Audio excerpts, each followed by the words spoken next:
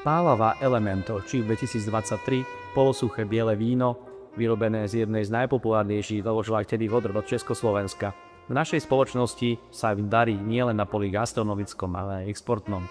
Táto pálava zaujme nádherným zlatožltým farebným odtieňom, olejovitosťou alebo viskozitou, odnou zdravého hrozna a takisto nádherným kvetovo-ovocným buketom, ktorý pripomína zrelé ovocie s tónmi orgovánu, bazy, manga, ale takisto aj nádherným podtónom sladkého medového plástu.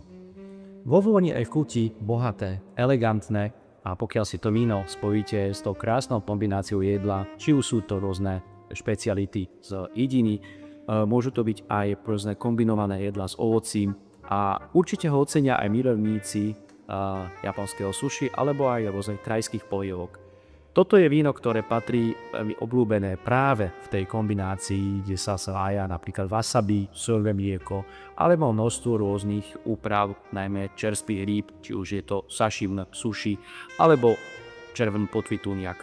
Pre nás, suchozemcov, však určite zodpovedne môžem povedať, že najobľúbenejšia kombinácia tohto vína je klasická zemiaková placka s bravčovým alebo kuracím soté. Prípadne môžete ju takisto spojiť s rôznymi úpravami ľahších, dá sa povedať, cestovinových jedál, či už sú to rezance, slíže s tvarohom alebo obľúbené sladko-posypkové šuvance.